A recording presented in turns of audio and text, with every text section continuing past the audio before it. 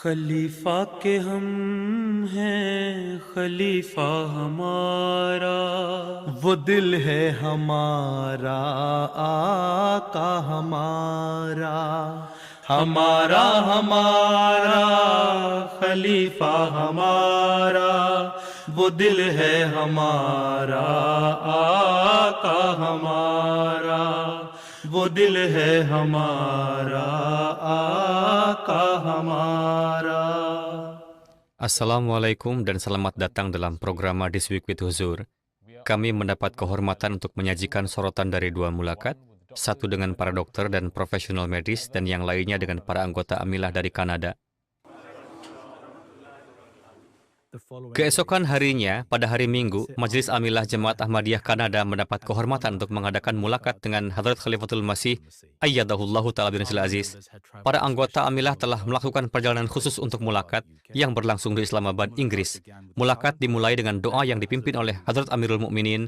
Setelah itu, Huzur berbicara kepada semua anggota Amilah tentang peran dan tanggung jawab mereka. Berbicara kepada Sekretaris Nasional Tabligh, Huzur membimbing mereka untuk lebih memperluas upaya tabligh mereka. Huzur bersabda, perluas jaringan kontak dan asosiasi Anda. Tidak perlu harus menghasilkan seseorang melakukan baiat. Minimal pesan Islam yang benar, Ahmadiyah harus diperkenalkan kepada Muslim dan non-Muslim. Oke? Kemudian insya Allah ketika waktunya tepat, akan ada terobosan. Tetapi saat ini upaya tabligh dan skalanya di negara Anda tidak seperti yang seharusnya. Anda mungkin bisa memberikan contoh satu daerah atau kota, tetapi Anda tidak akan bisa melakukannya untuk yang lain. Mungkin saja terjadi di kota-kota besar di mana jemaat telah mapan. Anda bisa mengatakan di Calgary, sekian orang hadir, atau di Toronto sekian orang hadir. Tetapi mereka kebanyakan akan menjadi orang-orang yang mengenal Anda. Dan ada beberapa publisitas karena surat kabar, dan orang-orang menjadi tahu sebagai hasil dari ini. Tetapi ini tidak terjadi di tempat lain. Anda harus berusaha mengerjakan ini dan membuat rencana yang sesuai. Tidak perlu Anda menggunakan metode lama yang mapan, jelajahi cara-cara baru, tanyakan orang-orang baru, tanyakan pemuda tentang cara-cara baru untuk tabligh. Selain ini, masukkan orang-orang dengan latar belakang ilmu sosial dalam tim Anda dan tanyakan kepada mereka bagaimana Anda dapat memperluas ruang lingkup Anda untuk tabligh.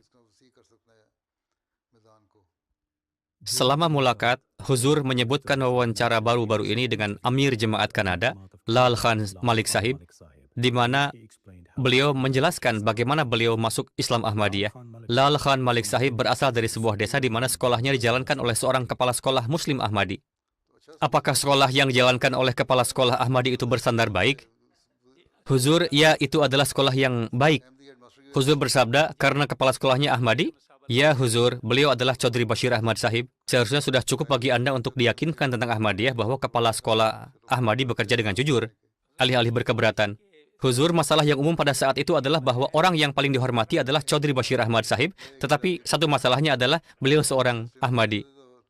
Huzur bersabda, satu masalahnya adalah beliau seorang Qadiani, seorang Ahmadi.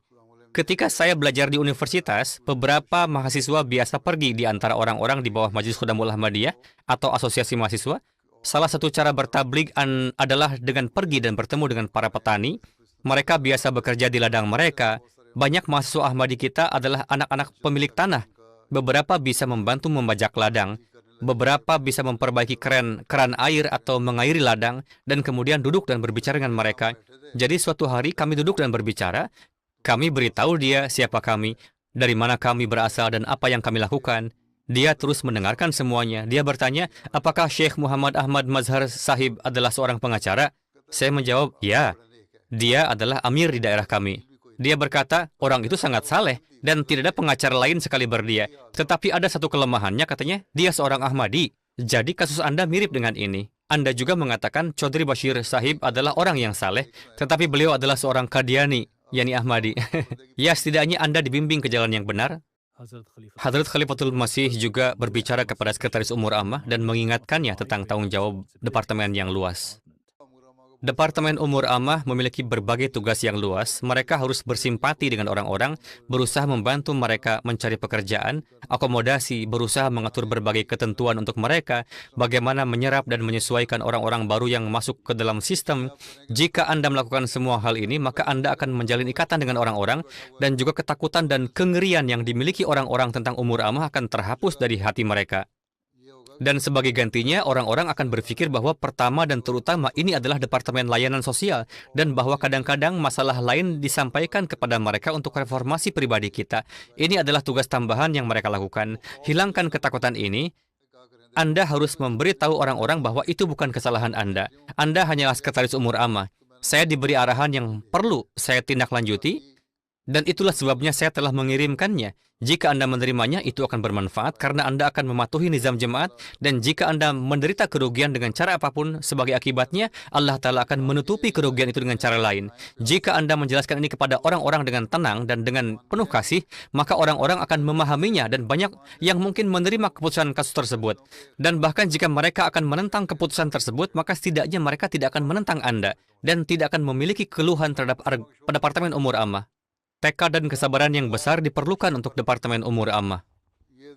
Berapa umur Anda sekarang? 85 tahun? Tidak, Huzur, 82 tahun. Oke. Siapa di antara Anda yang berumur 85 tahun? Tidak ada? Apakah Anda sudah mencapai 85? Anda seharusnya 82. Berdasarkan tahun Anda lulus matrik, apakah Anda lahir tahun 42?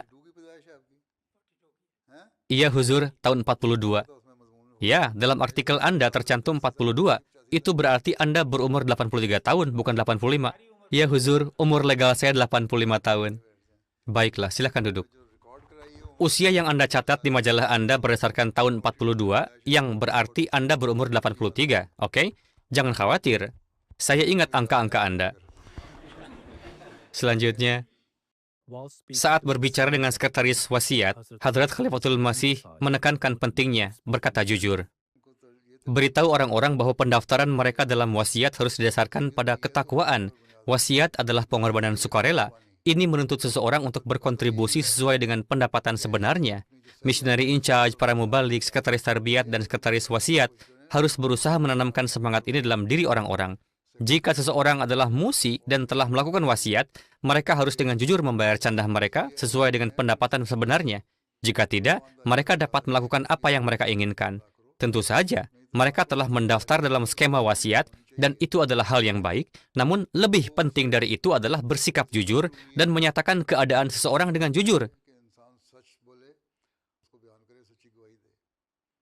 Kejujuran harus selalu menjadi prioritas. Huzur, saya bertugas sebagai sekretaris Talimul Quran dan Waqfi Arzi. Huzur bersabda, dorong orang-orang untuk mendedikasikan 1 minggu tertentu dari waktu mereka, pergilah ke berbagai jemaat dan ajarkan Al-Quran suci.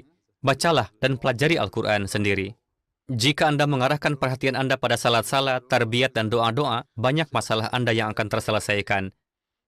Insya Allah, Huzur. Inilah alasan mengapa skema Waqfi Arzi dimulai. Menjadi jemaat yang begitu besar, Anda harus memiliki target 5.000 orang, termasuk pria dan wanita. Selama mulakat, salah satu peserta menyebutkan bahwa beberapa Muslim Ahmadi di media sosial menanggapi bahasa kasar dengan bahasa yang serupa. Jelaskan kepada mereka bahwa ini bukan cara kita. Cara kita adalah menanggapi penghinaan dengan doa dan menanggapi kesulitan dengan memberikan kenyamanan kepada orang lain. Ini tidak bisa dianggap sebagai tabligh. Jika kita menanggapi fitnah dengan fitnah, apa bedanya antara kita dengan mereka? Umumnya, selama khutbah dan dalam pertemuan khudam, Ansarullah dan Lajnah, Anda harus mengumumkan dan menasihati orang-orang bahwa jika mereka ingin menanggapi orang lain di media sosial, mereka harus melakukannya dengan sabar dan tenang. Jika kita memutuskan untuk menggunakan kata-kata yang sama seperti orang lain, tidak ada manfaatnya. Allah Ta'ala bahkan memerintahkan Nabi Musa untuk berbicara dengan baik dan lembut kepada Fir'aun.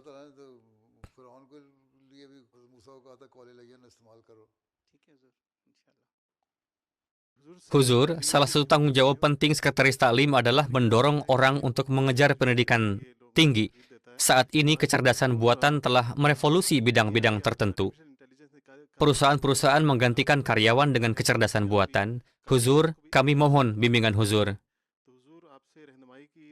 Anda juga harus belajar tentang kecerdasan buatan. Anda juga harus menjadi ahli dalam kecerdasan buatan, sehingga Anda dapat menciptakan hal-hal baru untuk mereka, dan mereka mempekerjakan Anda sebagai karyawan. Namun kecerdasan buatan hanya akan melakukan apa yang Anda masukkan ke dalamnya. Ini tidak menggunakan pikiran sendiri. Pada akhirnya, ini membutuhkan otak manusia untuk berfungsi. Perusahaan-perusahaan juga akan mencari pikiran-pikiran subur seperti itu yang dapat memberi makan kecerdasan buatan dengan hal-hal inovatif baru. Ahmadi harus termasuk di antara orang-orang seperti itu, oke? Anda harus berusaha untuk ini. Cina baru saja menurunkan pasar saham Amerika sebesar miliaran dan triliunan. Amerika akan menggunakan 20 miliar dolar untuk menulis program, sementara Cina hanya menggunakan 5 juta dolar untuk melakukan hal yang sama, oke? Mereka memiliki otak yang mampu di Cina. Iya kan? Anda harus mengembangkan pikiran seperti itu, dan mereka akan bermanfaat. Namun demikian, kita harus bersaing dengan dunia. Bidang apapun yang dunia unggul, kita juga harus berusaha untuk unggul di bidang itu. Sehingga pada titik tertentu, kita dapat memberitahu mereka apa yang seharusnya menjadi batas-batas kecerdasan buatan. Oke? Huzur pernah menyatakan selama mulakat bahwa visi orang-orang duniawi meluas sangat jauh, dan mereka sering merencanakan 30 tahun ke depan, dan kita juga harus merencanakan dengan cara ini. Huzur bersabda, kita harus melakukannya, tapi bukan dengan menjadi orang-orang duniawi. Ya, Huzur, mohon beri kami bimbingan tentang apa yang harus kami perhatikan saat merencanakan dan bagaimana kami harus melaksanakannya. Huzur bertanya, apa target Jemaat Ahmadiyah? Yaitu bahwa pesan Allah dan Rasul-Nya disebarkan ke seluruh dunia. Oke, untuk itu ada perencanaan jangka pendek dan perencanaan jangka panjang. Apa yang telah dikatakan Masih Maud alaihissalam berkaitan dengan alasan kedatangannya untuk mendekatkan manusia kepada Allah sesuai dengan ajaran Islam dan untuk memenuhi hak-hak yang kita miliki satu sama lain. Dan Al-Quran Suci telah menyebutkan hak-hak tersebut. Hak-hak yang dimiliki anak yatim, janda, dan orang miskin, istri dan suami, banyak hak yang berbeda. Baru-baru ini dalam beberapa jalsa, saya membuat daftar berbagai hak. Bahkan selain itu, masih banyak lagi. Bukan berarti saya telah mencakup semuanya. Jadi, dalam urutan apa kita harus berusaha memenuhi hak-hak ini, dan apa yang seharusnya menjadi tujuan kita, bagaimana kita bisa membawa dunia lebih dekat kepada kita. Jadi, Anda semua harus merencanakan ini. Oke? Baik, Huzur. Dan preferensi setiap negara bisa dan akan berbeda. Anda harus menganalisis ini dan bertindak sesuai dengan itu. Baik, Huzur. Huzur, berdasarkan aturan Tahrik Jadid, adalah tanggung jawab Sekretaris Mal untuk membuat anggaran dengan mengevaluasi pendapatan sebenarnya dari anggota yang berpenghasilan. Mengenai hal ini, jika Sekretaris Mal lokal dari sebuah jemaat dan sadar membuat anggaran dengan mengevaluasi gaya hidup dan perkiraan pendapatan dari anggota yang berpenghasilan, tetapi meskipun telah dinasihati, mereka melaporkan pendapatan yang lebih rendah. Apa yang dia harus dilakukan dalam skenario seperti ini? Faktanya adalah jika Sekretaris Mal lokal dan ketua jemaat aktif, maka mereka harus memberitahu orang lain bahwa gaya hidup Anda memberitahu kami bahwa pendapatan Anda sekian-sekian. Ya, jika Anda merasa bahwa karena keadaan Anda tidak dapat memberikan pengorbanan harta sesuai dengan ini, maka Anda harus mengatakan bahwa pendapatan Anda lebih banyak. Tetapi Anda akan memberikan candah pada jumlah sekian-sekian. Sehingga Anda setidaknya berbicara jujur, oke? Kita harus terus berusaha dalam hal ini. Beberapa orang merasa malu akan hal ini. Beberapa orang menulis surat kepada saya dan saya menerima banyak surat, meminta agar candah mereka dikurangi. 3 bulan kemudian surat lain datang lagi. Mereka mengatakan bahwa kami telah membuat kesalahan. Kami akan membayar candah normal lagi. Ada orang-orang saleh seperti itu. Ada beberapa orang yang mengatakan, mohon kurangi tagihan candah saya. Dan tahun berikutnya, mereka meminta untuk dikurangi lagi. Jadi tugas kita bukan untuk mengumpulkan pajak. Iya kan? Kita bukan pemungut pajak. Kita tidak memeras uang dari orang-orang. Kita harus menciptakan semangat pengorbanan harta. Para mubalik Anda, Sekretaris Tarbiyat, Sekretaris Mal, dan anggota Amilah harus memupuk semangat itu. Jika Anda sendiri memberikan contoh yang baik, maka orang-orang akan merespon Anda dengan cara yang sama. Sekretaris Mal juga bertanya kepada Huzur tentang jemaat-jemaat tertentu yang khususnya mengurangi anggaran mereka dari tahun sebelumnya. Ini bukan argumen apapun bahwa karena saya memberikan candah lebih banyak tahun sebelumnya atas pendapatan mereka, jadi tahun ini pendapatan saya pasti akan sama. Ada banyak pengusaha yang bisnisnya menurun. Mereka memberi lebih banyak tahun sebelumnya, tetapi tidak bisa memberi sebanyak itu tahun ini. Ini adalah alasan yang dapat dibenarkan, dan Anda harus menerimanya. Dan jika ini menjadi kebiasaan mereka, maka Anda harus mendudukkan mereka, mengadakan pertemuan dengan mereka, maka Anda akan tahu tentang situasi mereka. Ini sesuai dengan tuntutan empati. Anda harus berempati dengan mereka dan menguranginya dari tingkat awal. Data kita harus berdasarkan kebenaran dan kita harus meletakkan pondasi kita di atas ini. Jadi, periksa bagaimana kondisinya di sana, Ekonomi dunia sedang menurun, orang-orang kehilangan pekerjaan, dan selain itu, karena biaya tinggi, orang-orang tidak dapat membayar canda secara normal. Jadi, jika kita mengadakan pertemuan dan memeriksa semua ini melalui lensa empati, membuat tim dan mengirim inspektur, para naib amir dan mubaligin, maka Anda akan melihat perbedaan melalui ini. Namun jika tidak, maka bergantunglah kepada Allah Ta'ala dan katakan kepadanya bahwa, "Ya Tuhan, saya telah melakukan apa yang saya bisa. Sekarang tugas Engkaulah untuk memberikan berkah di dalamnya. Ketika kami bekerja di Langgarkhana dan kami ditugaskan untuk memberi makan 100.000 orang, kami hampir tidak bisa memasak untuk 80.000 orang. Tetapi saat distribusi, totalnya menjadi 125.000. Dan itu memenuhi kebutuhan. Jadi Allah Ta'ala akan menempatkan berkahnya di dalamnya. Dengan demikian, Dia akan memberikan berkatnya dalam pendapatan Anda hari ini. Esensi sebenarnya adalah berkah yang datang dari Allah Ta'ala. Jika semua pekerjaan kita didasarkan pada kebenaran, maka Allah Ta'ala memberikan berkah di dalamnya. Oke? Serahkan beberapa hal kepada Allah Ta'ala dan berusahalah sekuat tenaga. Huzur, seperti yang telah saya sebutkan, banyak calon pasangan yang disarankan melalui Departemen Rishtanata kami dan di situs web Markaz, tetapi tingkat keberhasilannya sangat rendah, bahkan lebih rendah dari 1%. Apa bimbingan Huzur mengenai hal ini? Tugas Anda adalah terus berusaha, jadi teruslah berusaha. Terkadang Anda merekomendasikan pasangan, dan pihak wanita mengatakan bahwa si pria memiliki kekurangan ini itu, sementara pihak pria mengatakan bahwa si wanita tersebut memiliki kekurangan ini itu. Seringkali orang tua si pria yang berpendidikan dan berpenghasilan mengatakan bahwa mereka akan mengatur pernikahan putra mereka sendiri karena anak ini berguna. Orang tuanya biasa menerima uang darinya, jadi mereka akan memilihkan jodoh yang tidak akan berkeberatan jika suaminya terus memberikan uang kepada orang tuanya setelah menikah nanti. Dan keluarga yang putrinya semakin berumur meminta agar Anda mengatur pernikahan mereka. Hal kedua adalah dengan menggunakan alasan bahwa mereka sedang menempuh pendidikan, wanita mencapai usia 26, 27, 28 tahun, dan kemudian menjadi sulit untuk menemukan jodoh. Jadi jelaskan hal-hal ini melalui Departemen Tarbiyat dan para mubalik, bahwa seseorang harus mencari pasangan ketika mereka mencapai usia pernikahan. Dan jika tawaran perdoaan yang baik diterima, maka seseorang harus membuat keputusan setelah berdoa. Anda hanya bisa menasihati mereka secara berkala, dan untuk ini Anda harus berusaha. Tugas kita adalah menasihati mereka dan berdoa agar Allah Ta'ala membawa hasil yang baik. Oke?